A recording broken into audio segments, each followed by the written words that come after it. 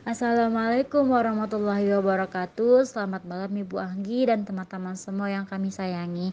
Pada pertemuan kali ini kami dari kelompok 4 yang beranggotakan yang pertama ada Erna Susanti, kedua ada Ici Rupianti, ketiga ada Aulia Al-Harimah, keempat Yuliani, kelima Riosika yaitu saya sendiri akan melakukan presentasi dengan membawakan topik yang mengenai kajian tentang klien pasien HIV/AIDS dan pasien dengan penyakit kronis. Dengan materi yang pertama ada pengertian HIV dan AIDS akan dibacakan oleh saya sendiri Ria Yustika. Kemudian dampak negatif dari HIV/AIDS dan penularan HIV/AIDS akan dibacakan oleh Yuliani. Selanjutnya ada karakteristik klien HIV/AIDS dan diagnosis HIV/AIDS oleh Erna Susanti. Kemudian ada HIV tidak ditularkan melalui dan kelompok yang berisiko tinggi infeksi HIV akan dibacakan oleh Ici Rupianti.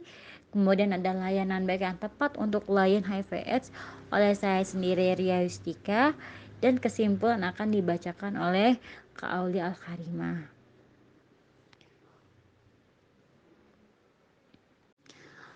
Baik, langsung saja. Yang pertama ada pengertian HIV/AIDS.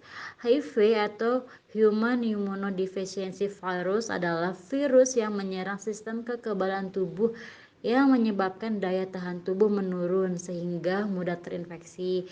AIDS atau Acute Immunodeficiency Syndrome adalah penyakit kumpulan gejala yang disebabkan oleh penurunan daya tahan tubuh akibat infeksi HIV.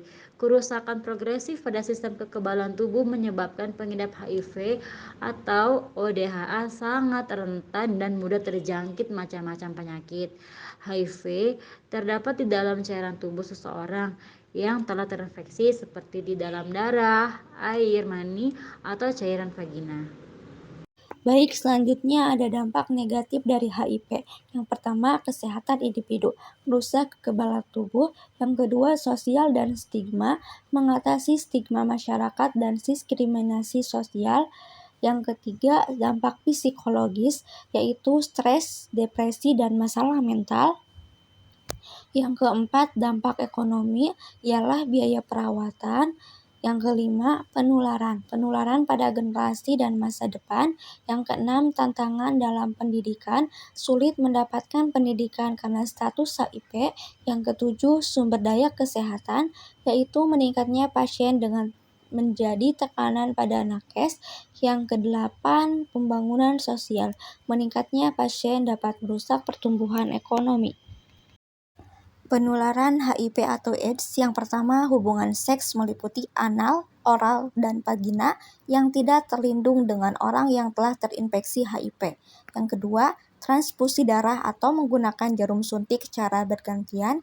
Yang ketiga, melalui ibu hamil pengidap HIV pada janin yang dikandung atau bayi yang dilahirkan. Karakteristik klien HIV atau AIDS.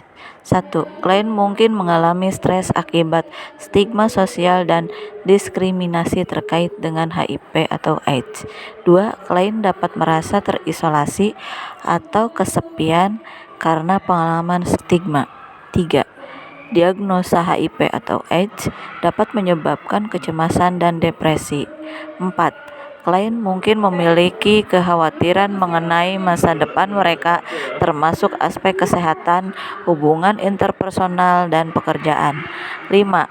Klien mungkin mengalami kehilangan teman, keluarga, atau rekan hidup akibat HIV atau AIDS. 6. Klien mengalami stres. 7. Klien mungkin dihadapkan pada tantangan untuk mematuhi rencana pengobatan mereka. 8. Kondisi kesehatan mental dan fisik klien perlu dipantau secara cermat. 9. Memberikan informasi yang akurat dan mendidik klien tentang HIV atau AIDS adalah bagian penting dari konseling. Diagnosis HIV dan AIDS. Tes antibodi perlu waktu 3-12 minggu agar jumlah antibodi dalam tubuh cukup tinggi untuk terdeteksi saat pemeriksaan. 2. Tes antigen. Tes antigen tersebut dapat dilakukan 2-6 minggu setelah pengidap yang dicurigai terinfeksi HIV. 3. Hitung CD4. Bagian dari sel darah putih yang HIV hancurkan. Jumlah CD4 normal berada dalam rentang 500-1400 sel per milimeter kubik darah. AIDS terjadi jika hasil hitung sel CD4 di bawah 200 sel per milimeter kubik darah. 4. Pemeriksaan viral load atau HIV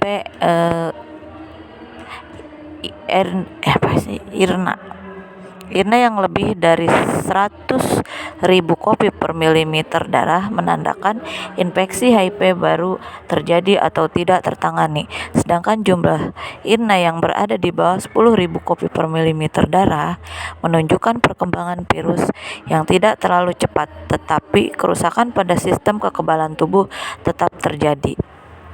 5. Tes resistensi. Pemeriksaan ini bisa kamu lakukan untuk menentukan obat anti-HIV jenis apa yang tepat bagi pengidap. Sekian, terima kasih. HIV tidak ditularkan melalui yang pertama, hidup serumah dengan orang terinfeksi HIV. Yang kedua, berenang. Ketiga, berjabat tangan. Keempat, makan bersama. Kelima, berpelukan. Keenam, berciuman. Dan yang terakhir, gigitan nyamuk. Kelompok yang berisiko tinggi terinfeksi HIV. Yang pertama, pengguna nafza suntik. Yang kedua, pasangan pengguna nafza suntik. Yang ketiga, wanita atau waria penjajah seks dan pelanggannya. Yang keempat, pasangan pelanggan wanita atau waria pekerja seks. Dan yang kelima, lelaki penjajah seks, gay atau lelaki suka lelaki. Layanan BK yang tepat. Klien HIV atau AIDS dapat mendapatkan manfaat dari berbagai layanan bimbingan dan konseling yang dirancang khusus untuk mendukung kebutuhan mereka. Beberapa layanan yang tepat meliputi: yang pertama, konseling psikososial, memberikan dukungan psikososial untuk membantu klien mengelola stres, kecemasan, dan depresi yang dapat terkait dengan kondisi HIV atau AIDS. Yang kedua, konseling gaya hidup dan perilaku, menawarkan konseling terkait perubahan gaya hidup yang mungkin diperlukan termasuk manajemen stres, nutrisi, dan pengelolaan waktu. Yang ketiga, konseling keluarga, melibatkan anggota keluarga dalam proses konseling untuk memahami dan mendukung klien, serta membantu keluarga mengatasi stigma dan diskriminasi. Selanjutnya, poin keempat ialah konseling kesehatan seksual, yaitu memberikan informasi tentang praktik seks aman, manajemen hubungan seksual, dan kesehatan reproduksi bagi individu dengan HIV atau AIDS. Yang kelima, konseling perkembangan pribadi, membantu klien menjelajahi dan memahami dampak HIV atau AIDS pada identitas dan perkembangan pribadi mereka, serta memberikan dukungan untuk pertumbuhan dan penyesuaian diri. Yang keenam, konseling kepatuhan obat, menyediakan dukungan untuk meningkatkan kepatuhan klien terhadap rencana pengobatan HIV mereka, termasuk pemahaman efek samping dan manajemen obat. Yang ketujuh, konseling perencanaan masa depan, mendukung klien dalam merencanakan masa depan mereka, baik dari segi kesehatan, hubungan, atau karir dengan mempertimbangkan kondisi HIV. Selanjutnya, poin yang ke-8 adalah edukasi dan informasi, yaitu memberikan edukasi yang akurat dan terkini tentang HIV, pengobatan, dan langkah-langkah pencegahan untuk membantu klien membuat keputusan informasi. Yang ke-9, grup dukungan, menyediakan sesi konseling dalam bentuk kelompok dukungan, di mana klien dapat berbagi pengalaman, belajar dari satu sama lain, dan merasa didukung oleh komunitas. Ke-10, konseling trauma. Beberapa klien mungkin mengalami trauma terkait dengan diagnosis HIV atau pengalaman hidup mereka. Konseling trauma dapat membantu mereka mengatasi dan mengelola dampak emosional dan pengalaman tersebut. Penting untuk menciptakan lingkungan konseling yang aman, bebas dari stigma, dan berfokus pada kebutuhan individu dengan HIV. Konselor dapat berpengalaman dalam merancang dan menyediakan layanan khusus. Layanan khusus untuk populasi ini dapat memberikan dukungan yang efektif. HIV/AIDS adalah kondisi yang disebabkan oleh infeksi virus HIV. HIV menyerang sistem kekebalan tubuh, khususnya sel-sel CD4, dan jika tidak diobati dapat menyebabkan penurunan fungsi kekebalan tubuh yang parah, yang disebut AIDS. Penderita penyakit kronis seperti diabetes, penyakit jantung, atau penyakit autoimun dapat memiliki resiko yang lebih tinggi terhadap infeksi dan komplikasi yang berhubungan dengan HIV/AIDS. Beberapa alasan untuk hal ini melibatkan penurunan fungsi kekebalan tubuh yang mungkin sudah ada pada penderita penyakit kronis, interaksi dengan obat-obatan yang mungkin sedang mereka konsumsi, atau dampak penyakit kronis terhadap daya tahan tubuh. Penting untuk penderita penyakit kronis menyadari resiko mereka terkena infeksi, termasuk HIV/AIDS, dan mengambil langkah-langkah pencegahan yang sesuai. Berikut adalah yang mungkin termasuk langkah-langkah pencegahan awal, yaitu yang pertama, menjaga kebersihan dan kebersihan pribadi, mencuci tangan secara teratur, dan hindari kontak dengan cairan tubuh orang lain yang berpotensi terinfeksi. Lalu yang kedua, menjaga imunitas. Pastikan vaksin rutin tetap terkini. Memberikan vaksin dapat membantu melindungi tubuh dari infeksi tersebut. Yang ketiga, melibatkan diri dalam konseling dan pendidikan. Pahami lebih lanjut tentang HIV/AIDS, cara penularannya, dan langkah-langkah pencegahannya. Konseling dapat membantu dalam pemahaman ini. Lalu yang nomor 4, menghindari perilaku berisiko, yaitu hindari praktek-praktek yang dapat meningkatkan resiko penularan HIV, seperti berhubungan seksual tanpa pengaman atau menggunakan jarum suntik bersamaan. Lalu yang nomor 5, melibatkan diri dalam perawatan medis rutin, yaitu penderita penyakit kronis sebaiknya tetap teratur memeriksakan kesehatan mereka dan bekerja sama dengan dokter untuk mengelola penyakit kronis mereka.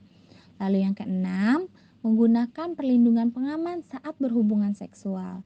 Untuk mereka yang aktif secara seksual, menggunakan kondom dapat membantu melindungi dari penularan HIV atau penyakit menular seksual lainnya. Baik, terima kasih untuk teman-teman semua yang telah melakukan presentasi. Sebelum kami tutup, kami akan memberikan sedikit foto dokumentasi terkait observasi di RSKO Jakarta dengan Ibu Lia selaku konselor HIV/AIDS. Baik, sekian presentasi dari kelompok kami. Kami akhiri, kurang lebihnya mohon maaf. Wassalamualaikum warahmatullahi wabarakatuh.